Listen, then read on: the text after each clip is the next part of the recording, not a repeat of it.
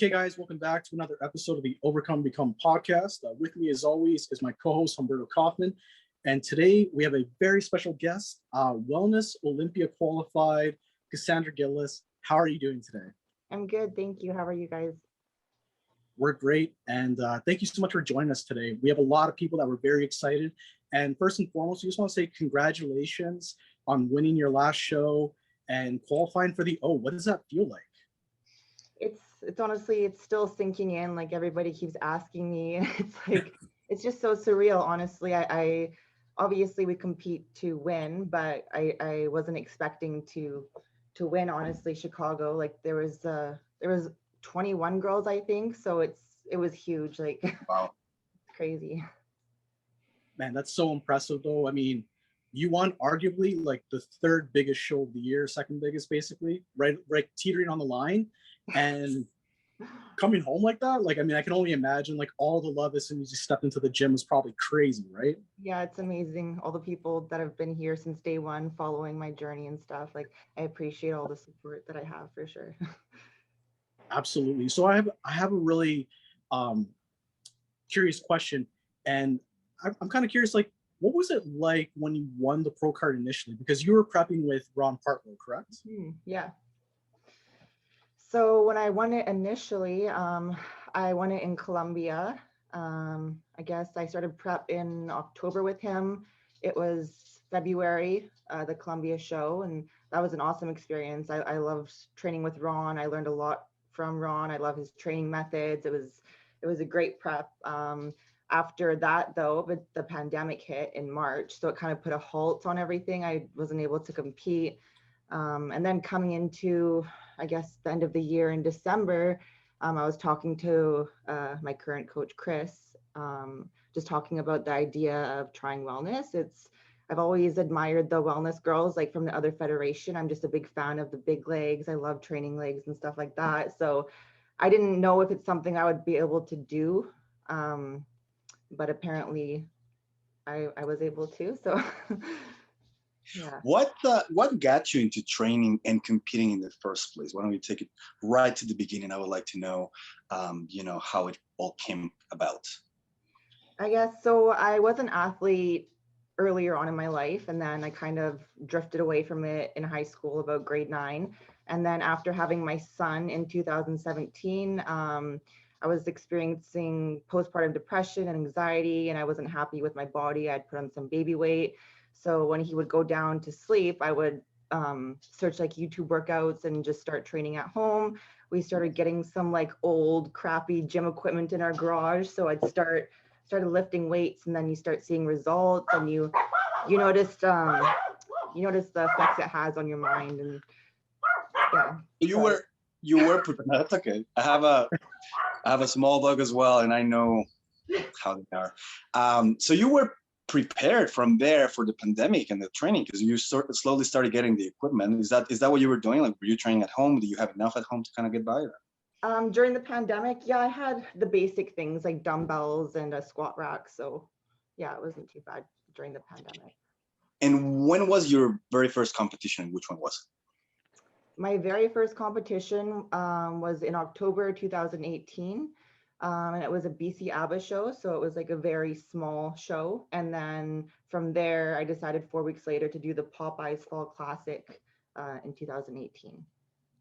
I guess that was a year where the CPA actually started, because then there was a year in which you had both the old association and now the CPA, I believe, because the BC ABBA would be the old, I guess, association, and then the Popeyes Classic sounds like it was a CPA show. Yeah, I started right as they were split. So coming into the industry, I didn't really know the differences. And my coach was like, do this show. It's a small show to start. And then I did well. So I was like, okay, I'll try a bigger show like Popeyes. And that went well as well. So yeah, a lot of people were confused in the beginning as well, because they didn't really know the difference and, where it actually led. Mm-hmm. So it took you about 2 years then for you to, from when you started to compete all the way to becoming a professional. How many shows did you do as an amateur? So I did BC ABBA, Popeyes, and then my next show was the Vancouver Pro in July. And then after that was Colombia. So I did 4 shows and I turned pro on my 4th show. Nice. Was it always figure? Yeah, it was figure. Well, that's pretty impressive. I'm not going to lie. 4 shows, turn pro, less than a year being pro, correct? When you are just over a year being pro, Yeah, qualifying for the Olympia, like that's got to be such a surreal. it is. I don't even know how to describe that. Yeah. So I guess the biggest thing for me is, what's the conversation now with Chris? Like, what's the feedback you got from Chicago after winning to get prepared for the Olympia? We went up and approached the judges, and he said he didn't really have much feedback to give, to be honest. He said it's perfect, like come in exactly the same. I think, well, we think personally, like if you compare my physique next to like some of the other top wellness girls, there's obviously some things that you can improve on, like hamstrings and glutes can always use improvement. So that's our main focus right now. Has there been any major shifts in your training from the moment you decided to switch from figure to wellness? Can you tell us a little bit about how, you know, you and your coach modified training to actually make you look more like the parameters that the wellness division require? It's tough because I'm not allowed to touch upper body at all. In the beginning, I was still doing stiff leg deadlifts and stuff with barbells and dumbbells. And then we quickly realized my upper body wasn't coming down. If I grip anything in my hands, it wasn't budging. Like even leg extensions and stuff, when I was gripping and flexing my delts, like they would not come down and my biceps would keep growing. So I literally like have to have my hands up in the air and just train legs and glutes when I train. Yeah. So you're telling me that you do not train upper body at all? No. It doesn't look that way, let me tell you. Those shoulders are just popping like crazy. I wish I had your genetics. Now, does that make you a little sad, the fact that you look like you love training? Like, how does that, is it a difficult thing for you not to, you know, train up? I'm assuming, you know, most females, from what I gather, they love training shoulders, they love training back. Is that a hard thing to do for you to actually, you know, get to the? It is, like I love the hardcore training and I do miss upper body, but at the same time, legs was always my favorite thing to train. So it's kind of a little bit of both. Like I miss it, but I almost had to hold back training legs a bit for figure because I was coming in, you know, almost too big at the bottom. But now I get to put all of my energy into what I enjoyed training. But I do miss upper body for sure. That will make it a very tricky training split to come up with, because if you take upper body away from the equation and then you focus primarily on lower body, that's like, what is your, I don't know if you can talk about it, but what is your training split like? And can you tell us a little bit about it and how you guys are actually, is it a 3-day type of split, or? It changes every couple of months or so, but usually I was doing legs cardio, and then one of the leg days would be more glute focused or, you know, hamstring. But every day has like a main exercise, like hack squat or leg press or something.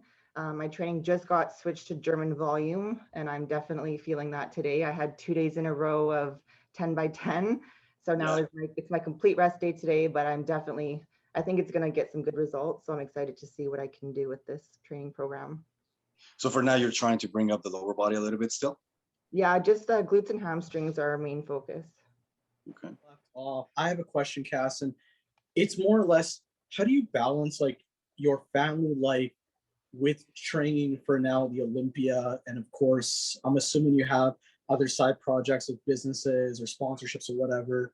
Like, how does that all work together to actually be able to live a balanced life? It all seems to work for me. Like I have a very supportive husband.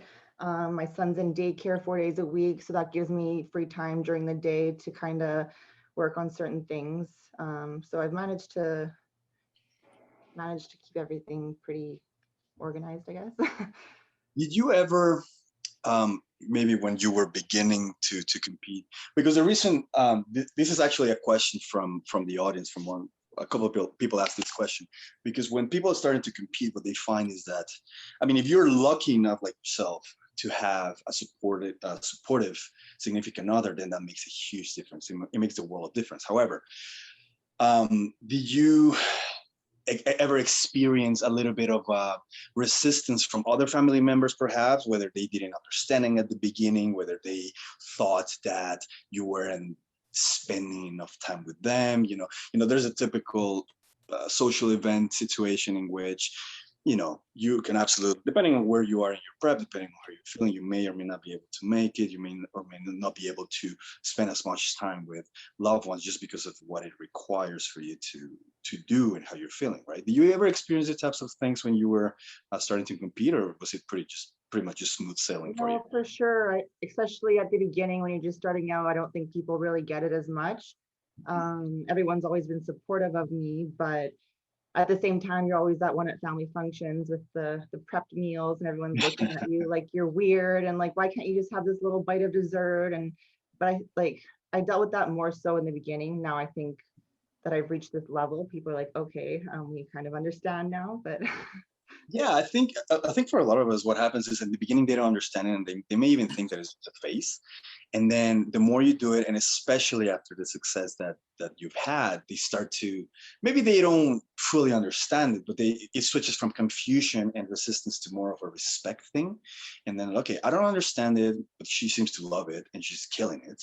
So I'm just gonna go ahead and go with the flow and just respect her decision, right? I know there's some people that, maybe their parents don't approve of it because they don't understand it. You have depending on where the person's culture, you have some old school parents or mentality. Some parents may not approve of the female muscle look. And I know actually my wife's parents were a little bit like that in the beginning, and she's only doing bikini. So I can't imagine if she were to do wellness and figure, right?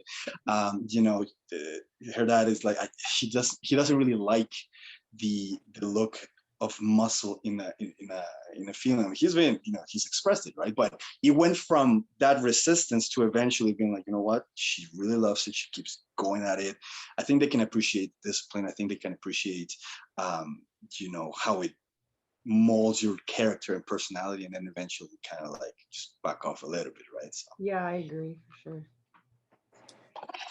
So I guess one thing would be, what advice do you have to, let's say, moms out there that are competing who basically have maybe like a little bit of trouble with balancing certain things, or maybe they aspire to be, the next wellness athlete out of Canada? Like, what would you say to them besides just the obvious of work hard?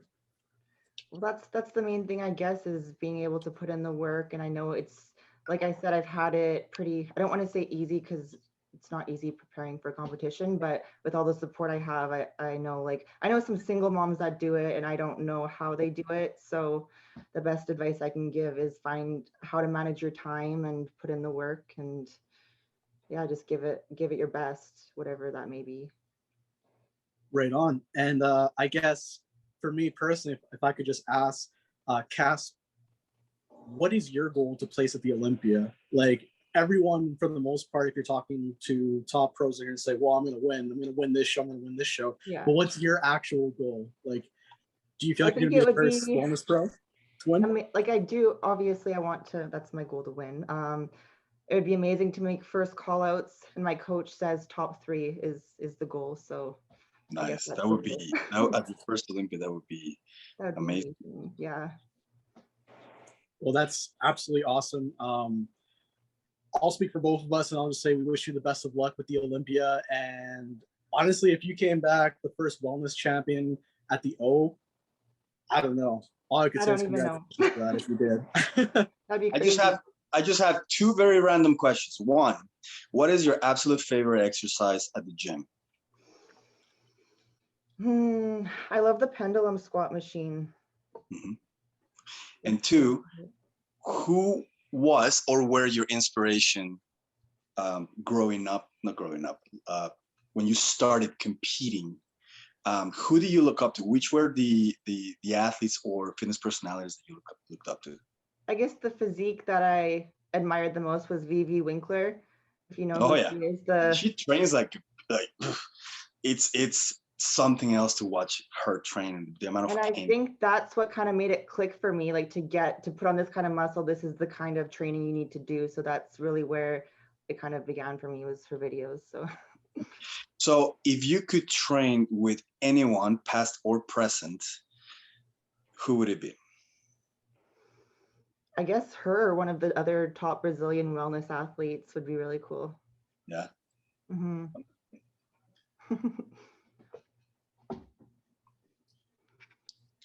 Well, I think it's been a fantastic podcast having you on, Kass, and we really appreciate the time.